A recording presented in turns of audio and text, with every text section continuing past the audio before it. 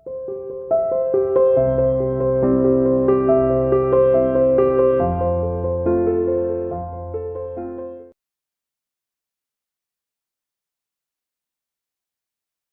students, welcome to CR International School online study system. I hope all of you will be fine at home, stay safe.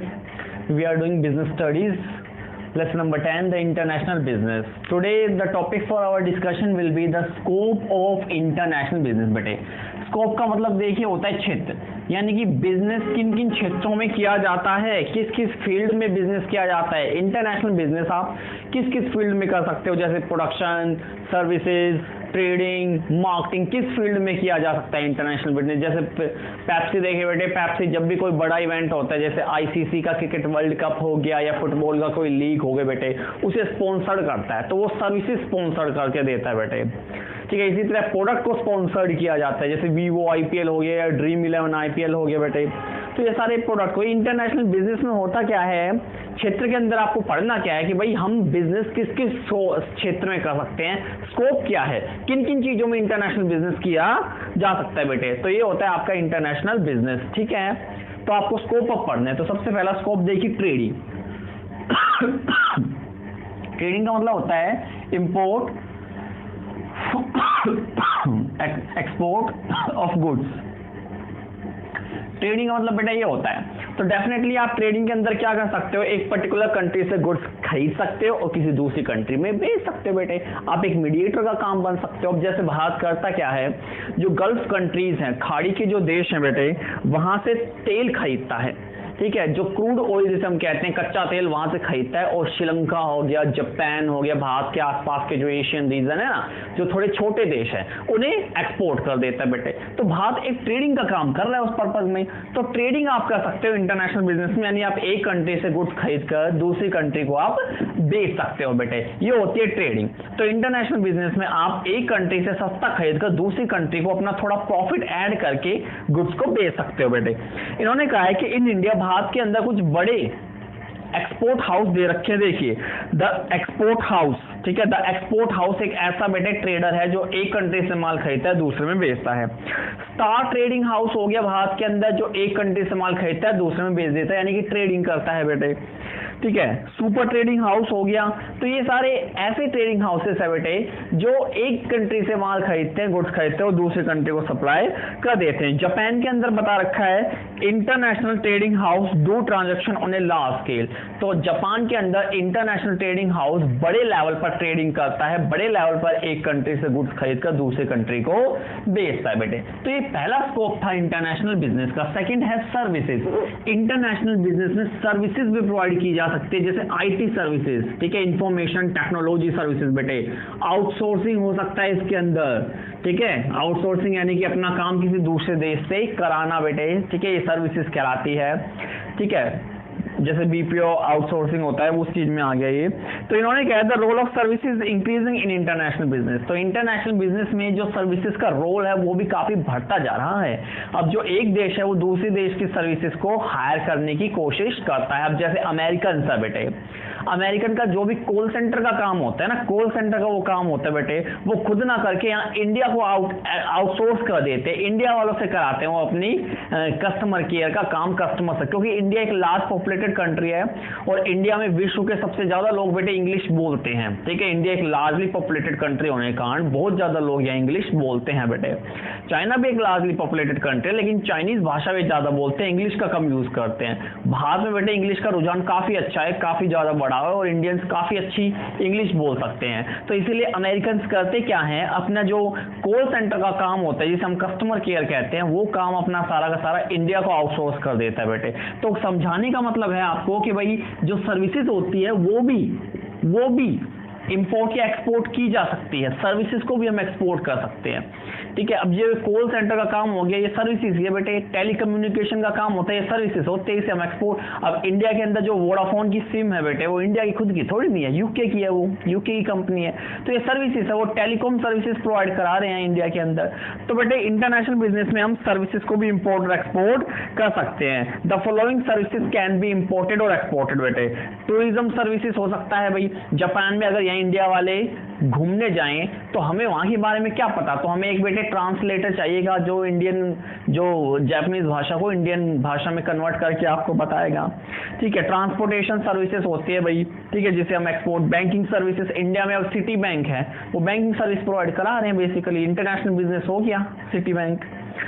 Insurance, IT, information technology की तो बात ही क्या है बेटे, information technology तो सबसे बड़ी सर्विसेज है जो इंपोर्ट और एक्सपोर्ट की जाती है। अब इंडिया में कितनी ज्यादा आईटी कंपनियां हैं, बहुत आईटी कंपनियां हैं, बेंगलोर हो गया, हैदराबाद हो गया, गुड़गांव हो गया, नोएडा हो गया, दिल्ली हो गई, कितनी ज्यादा आउटसोर्सिंग कंपनियां यहाँ लगी हुई है इंफॉर्मेशन टेक्नोलॉजी के अंदर। तो ये सब सर्विसेज को हम क्या कर सकते हैं, इंपोर्ट और एक्सपोर्ट किया जा सकता है। थर्ड है बेटे मैन्युफैक्चरिंग एंड मार्केटिंग। अब होता क्या है, हम अपने देश में प्रोडक्ट को मैन्युफैक्चर ना करके किसी दूसरे देश में जाके मैन्युफैक्चर कर सकते हैं और वहां की सस्ती या चीप रिसोर्स का फायदा उठा सकते हैं बेटे, चीप रिसोर्स का फायदा उठा सकते हैं। अब अमेरिकन या इंडिया के अंदर गूगल का प्लांट लगा ले मान लीजिए, ठीक है, आईफोन का प्लांट लगा ले, या चाइना यहाँ पे बेटे एमआई का प्लांट लगा ले, रियलमी, रेडमी का प्लांट लगा ले, तो वो क्या है, मैन्युफैक्चरिंग और मार्केटिंग है।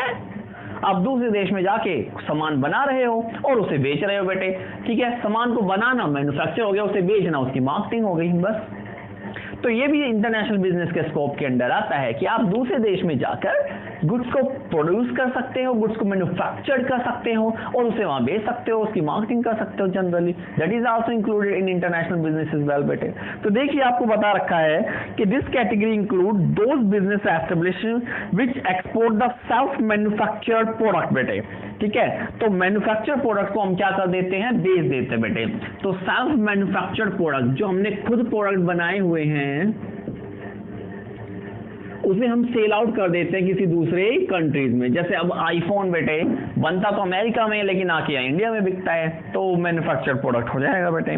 Presently many multinational corporation are doing business of this kind. तो प्रेजेंटली बहुत सारी मल्टीनेशनल कंपनियां हैं जो ये काम कर रही है बेटे, अपने देश में प्रोडक्ट बना रही है और दूसरे देशों में जाके बेचती है। अब पहले होता क्या था, ये चाइना वाले भी बेटे, एमआई हो गया, रियलमी हो गया, पोको हो गया, ये सारे फोन चाइना में बनाते थे और फिर इंडिया में आके बेचते थे। तो वो हो जाएगा मैन्युफैक्चर्ड एंड मार्केटिंग, ठीक है। इंडिया में ही कोई प्रोडक्ट बने और फिर वो इंडिया में ही बिके, वो हो जाएगा सोर्सिंग एंड मार्केटिंग बेटे। तो दोनों का डिफरेंस ध्यान रखिएगा।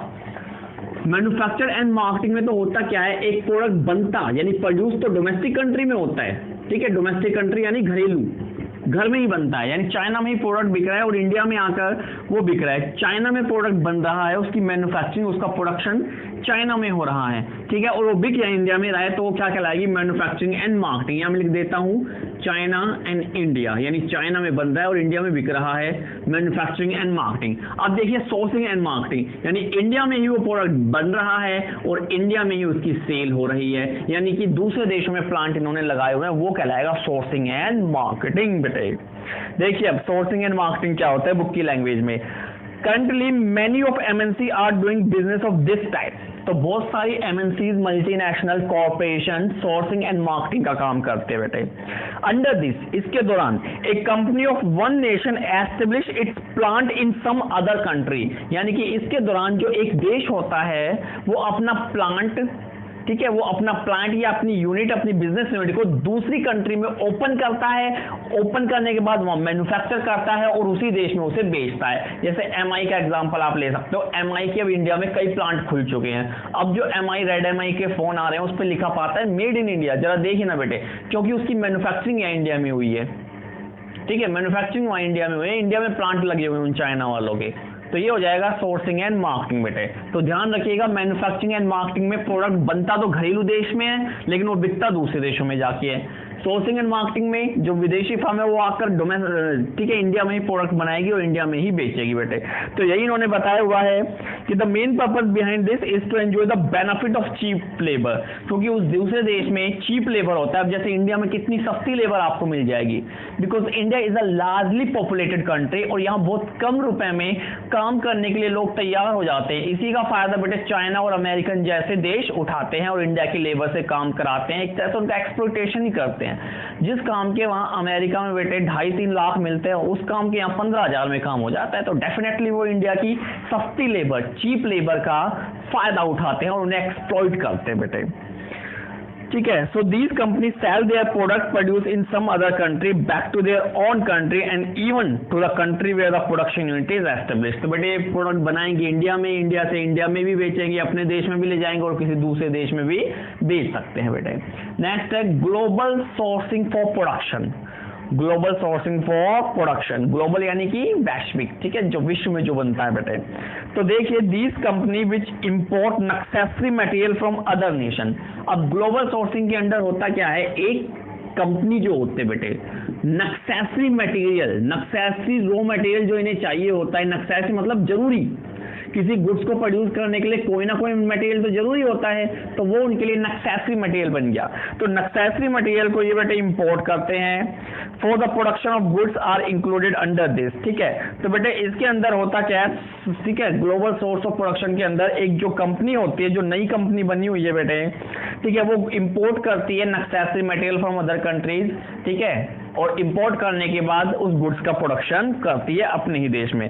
सो to produce finish goods in their own country, तो अपने खुद के देश में उन्हें फिनिश गुड्स बनाने के लिए necessary material is important from different countries. तो बेटे सिंपल सा है, अपने खुद के देश में डोमेस्टिक कंट्री में आपको गुड्स प्रोड्यूस करने हैं, लेकिन उस गुड्स प्रोड्यूस करने के लिए जो रॉ मटेरियल आपको चाहिए, कच्चा माल जो आपको चाहिए, वो आप किसी अदर कंट्री से मंगा रहे हो, इसे हम कहेंगे global sourcing for production.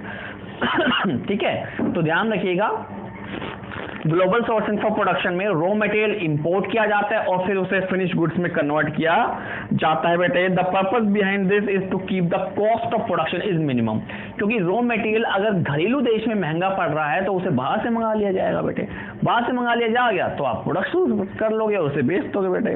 Last है फॉरेन इन्वेस्टमेंट, ठीक है, फॉरेन इन्वेस्टमेंट भी की जाती है बेटे, दो तरीके से की जाती है, एक तो एफडीआई के जरिए फॉरेन डायरेक्ट इन्वेस्टमेंट, और एक होता है बेटे portfolio investment. Foreign direct investment में एक कंपनी 100% इक्विटी शेयर के साथ या 100% ओनरशिप के साथ किसी दूसरी कंट्री में एंट्री करती है और वहीं पर गुड्स एंड सर्विसेज को प्रोड्यूस करते हैं बेटे। तो एफडीआई का मेन मकसद प्रोडक्शन करना होता है दूसरे देशों में। 1991 से पहले एफडीआई अलाउड नहीं था इंडिया में। इंडिया में कोई कंट्री आकर यहाँ पर अपना प्रोडक्शन का प्लांट नहीं लगा सकती थी, लेकिन 1991 एलपीजी पॉलिसी अपनाने के बाद, लिबरलाइजेशन, प्राइवेटाइजेशन, ग्लोबलाइजेशन पॉलिसी अपनाने के बाद 1991 के बाद इन्होंने फ्री कर दिया कि अब दूसरी कंपनी इंडिया में आ सकती है, अपनी कंपनी खोल सकती है 100% इक्विटी शेयर के साथ। जहां इक्विटी शेयर लग गया वहां ओनरशिप आ जाती है, ये मैं आपको पहले भी बता चुका हूं बेटे, इक्विटी शेयर वाला लेसन पढ़ा था जब। तो अब दूसरी कंपनियां यहां इंडिया में आकर 100% इक्विटी शेयर के साथ, ओनरशिप के साथ यहां इन्वेस्टमेंट कर सकते हैं, उसे हम कहेंगे एफडीआई। एक तो 100% इक्विटी शेयर उनकी हो गए और एक दूसरा प्रोडक्शन भी वो करेंगे बेटे। सेकंड देखिए पोर्टफोलियो इन्वेस्टमेंट। पोर्टफोलियो इन्वेस्टमेंट में दूसरी कंपनियां केवल इंडियन कंपनीज के शेयर परचेस करती है, शेयर, डिवेंचर्स, बॉन्ड ये परचेस करते हैं, वो डायरेक्ट प्रोडक्शन नहीं करती। पोर्टफोलियो इन्वेस्टमेंट सिक्योरिटीज से जुड़ा होता है, सिक्योरिटीज यानी शेयर्स, डिवेंचर, बॉन्ड्स, इनसे जुड़ा होता है, जबकि जो फॉरेन डायरेक्ट इन्वेस्टमेंट है वो प्रोडक्शन से जुड़ा होता है, प्रोडक्शन से। तो ध्यान रखिएगा, अगर मैं एफडीआई पूछूं या पोर्टफोलियो इन्वेस्टमेंट पूछूं तो उसका मतलब क्या होता है बेटे। एफडीआई 100% इक्विटी शेयर के साथ प्रोडक्शन किया जाता है यहाँ पर, जबकि पोर्टफोलियो इन्वेस्टमेंट में केवल दूसरे देशों से शेयर खरीदे जाते हैं।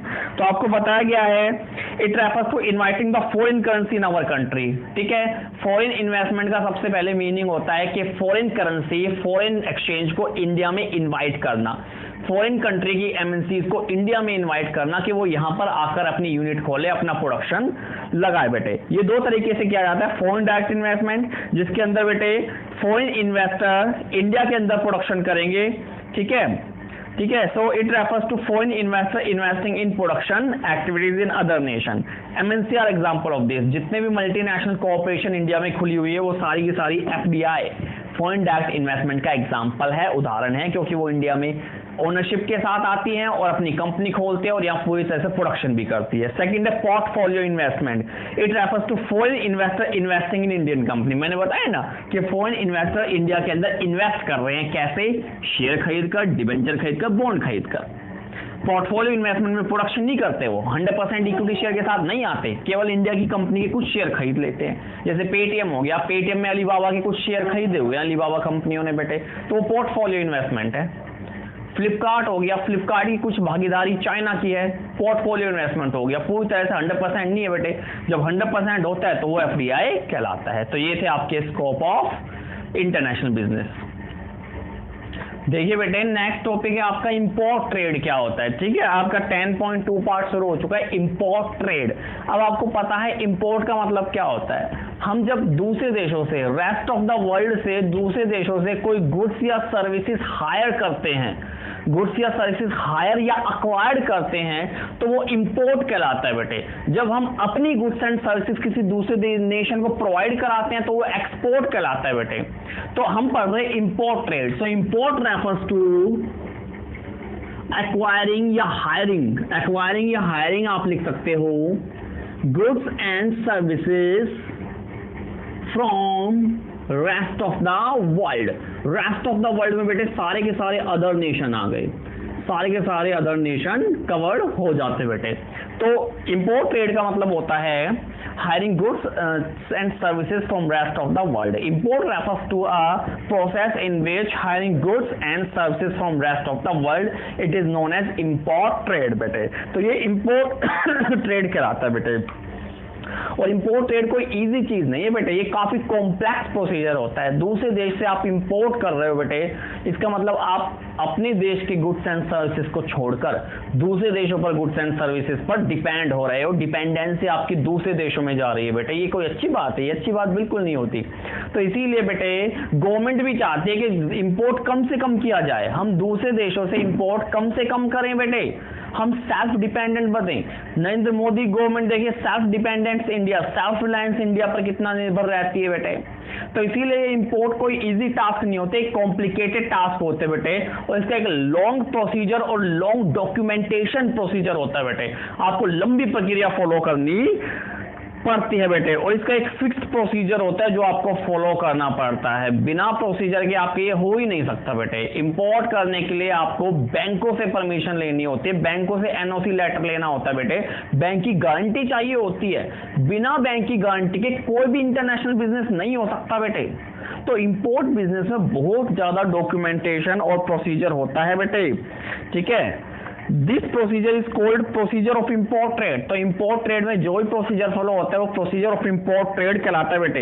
Under this procedure various formalities have to be fulfilled. बहुत सारी फॉर्मेलिटीज फुलफिल करनी पड़ती है, जैसे बैंक की गारंटी लेनी पड़ेगी बेटे, गिल्टी चार्ज बनाना पड़ेगा, कस्टम ड्यूटी बनानी पड़ेगी, बहुत ज्यादा प्रोसीजर आपको फॉलो करना पड़ता है। So while following this procedure various document are also prepared बेटे। तो इस प्रोसीजर को फॉलो करने के लिए, इंपोर्ट ट्रेड को फॉलो करने के लिए अलग अलग विभिन्न तरह के डॉक्यूमेंट भी आपको लगाने पड़ते हैं बेटे।